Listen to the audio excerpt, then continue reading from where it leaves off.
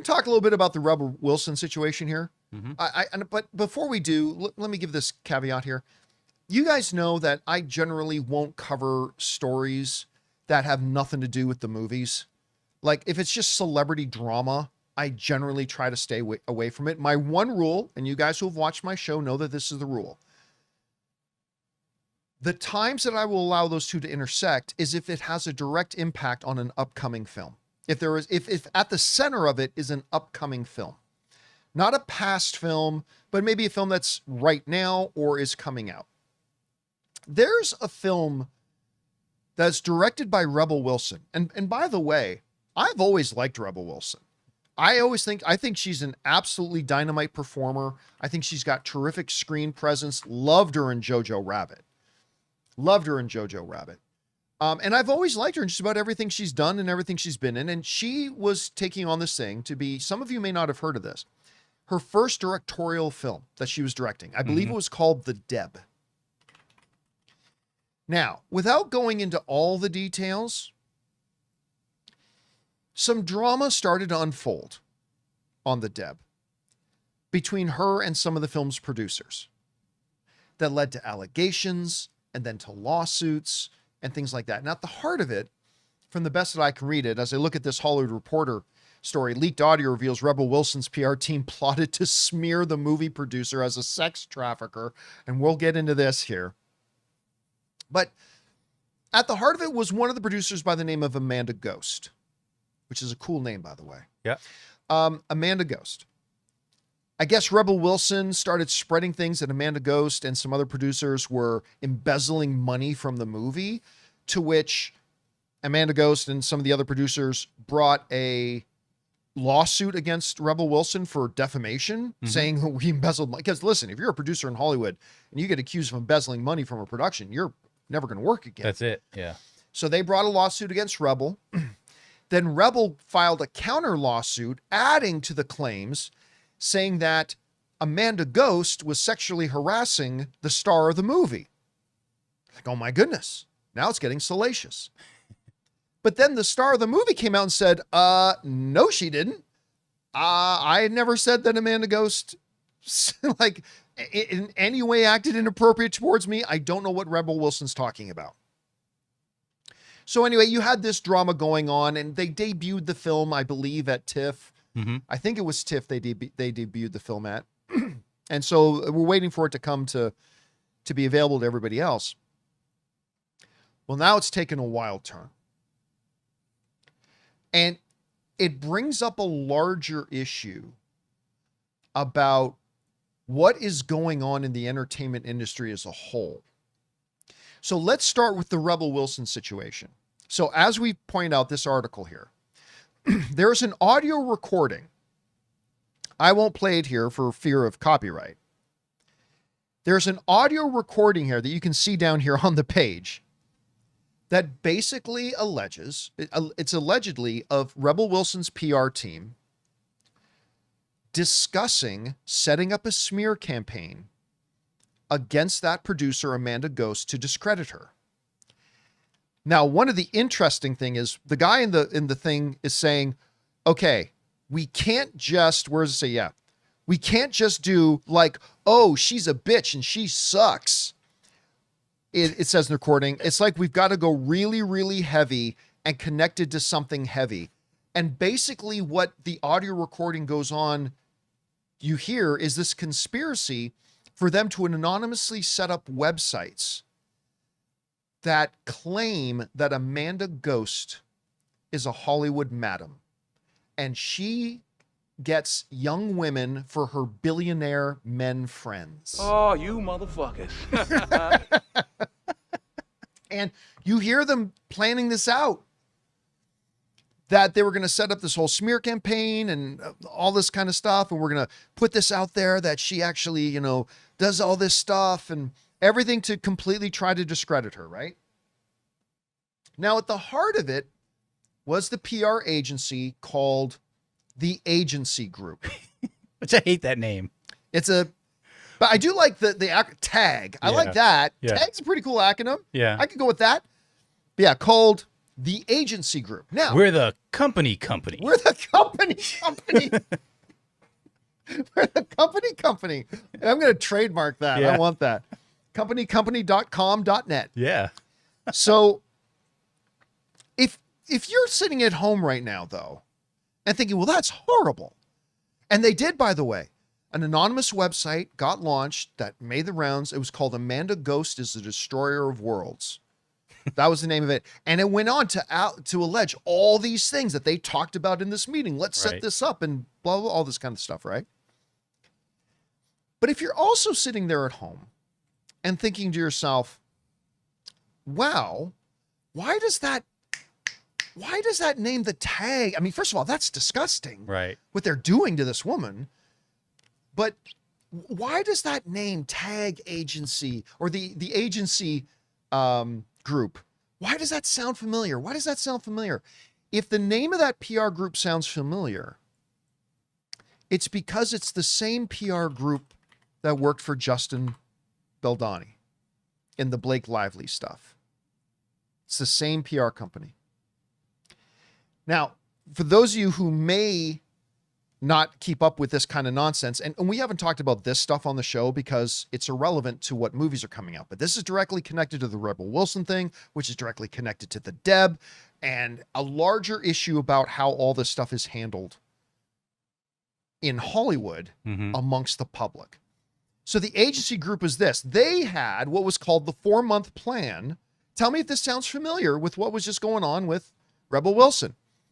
The 4-month plan. Lively's legal team produced evidence of, this is from the agency group, of a $175,000 battle plan. The plan allegedly focused on astroturfing, planting threads of theories on platforms like Reddit and TikTok to frame Lively as a difficult diva and opportunist, social manipulation using a digital army coordinated by consultant Jed Wallace, who's also involved in the other situation, to pose as fans and attack anyone posting negative comments about Baldoni or positive comments about Lively. I think I've had some of those in my comment sections.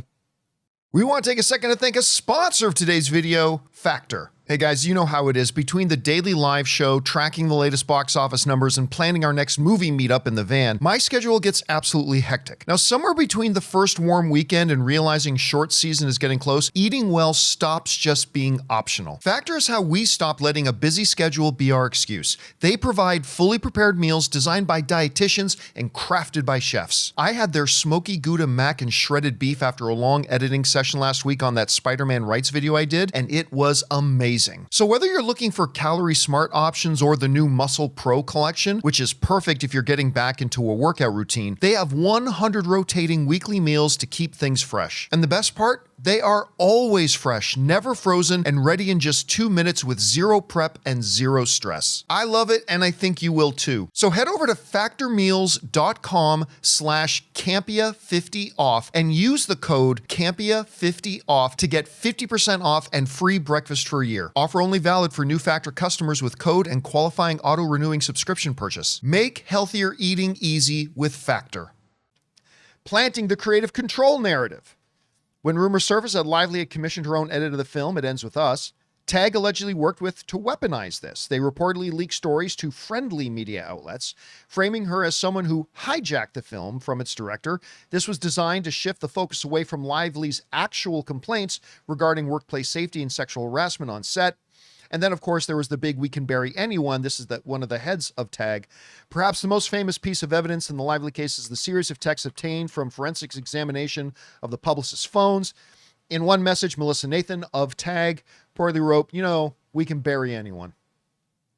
Now, this is the same group involved with the Rebel Wilson situation, going after the producer, Amanda Ghost. And man, what I wouldn't have given to be on the red carpet of this film's debut at the film festival and to see the tension going on between them. But anyway, okay. So first of all, now I got to question whether this movie's ever even going to come out or if it's going to get buried. Because apparently, if I understood it right, and I may not have, like the producers, Amanda Ghost and whatever, are trying to get the film from not being released to trying to stop its release. Anyway, it's a mess. But it raises an even bigger question. about how, I used to watch this show. I think it was a Shonda Rhimes show. What was it again? Where the girl ran a fix-it agency, but she was also secretly dating the president of the United States. That sounds like a Man. show. Anybody in the live chat? Scandal. Thank Scandal. you. Char Lester is There the you first one in go. the live chats. I remember at I used to watch the first few seasons of Scandal. This is like straight out of Scandal, man. Like, and it just makes me wonder when you hear about stuff like this and you actually see the physical evidence. It's the worst minute and 3 seconds of their of company's life. Yeah, of company.com.net. Whatever they're called. It makes me wonder about how much of this stuff that gets whispered, how many of the comments in my own comment. By the way, I'm making no representations that Right. it's 1%, 5%, 90%, 100%. I don't know. But it makes me wonder. Yeah, well, how much is dropped out there that's not even true? Yeah, how much stuff that I see on certain threads is legit and how much of it is a coordinated campaign. Yeah. How many of the comments that I've read on certain topics in my own chats and in my own comment sections are less than legitimate. Like, I just don't know. But I mean, to me, an agency like this, and again, let me re-emphasize, everything here is alleged, Right. right? Okay, so let me just give that blanket statement to everything here. Everything is alleged. But should any of this be true, and I'm saying, should any of it be true, because hopefully I find out that it's not, how does anybody in this business work with Rebel Wilson again? And how can a company like Tag, Mm-hmm. if the stuff is legit, how can they be allowed to exist? And Yeah. listen, I'll go one step further. It's one thing to play a little dirty. That happens. I mean, that happens. It's one thing to play a little dirty. But let's just stick with the situation of Amanda Ghost. If you are literally planting false narratives in the public that your target is like involved in the sex trade, especially in today's environment, I'm sorry. You shouldn't just lose your license. You should go to jail. You can destroy somebody's life. Mm-hmm. I'm not saying you can destroy their career. You can destroy someone's life with that sort of stuff. And again, what I hope to find out is like, no, all this was one giant misunderstanding. I hope that's the case, because I don't like to think about there being people actually like this. So I hope that's the way it turns out. But if through some set of circumstances, any of this turns out to be real, I don't just think this company should be driven out of existence. I think there are people that need to go to jail. Because, like, look, with the reality is the world we live in, you paint somebody as a sex trafficker today, Right. you're putting their life in danger. Yeah. Because then you also have the hordes of people who are going to go nuts with this information and then push conspiracy theories. And next thing you know, she had ties with Epstein. We should go get her. You Yeah. know? And okay, now imagine Amanda Ghost has kids. Right. I don't know that she does. No, of course. What are her kids reading? What are their kids saying to them at their high schools or their, God forbid, grade schools or anything? Anyway, it's just really concerning. I hate seeing stuff like this in the industry I love so much. And I just, man, I hope whatever the truth is in all this, it comes to the surface to exonerate people or to root out something that really shouldn't be there. Yeah. Either way, and I'm making no representations that I, have any kind of belief that it's one or the other. I'm just saying, if it is, this is horrible, man. And it really makes me question every time I go to any movie inbox, comments I read from people on Rotten Tomatoes or here. It's just how much of it is authentic fans talking out of passion and how much of it is a coordinated. Because it turns out, Jonathan, when I saw Superman, James Gunn's Superman, and there's that scene in the alternate dimension thing where Lex Luthor had the army of 1,000 monkeys. Turns out that wasn't so far-fetched. No.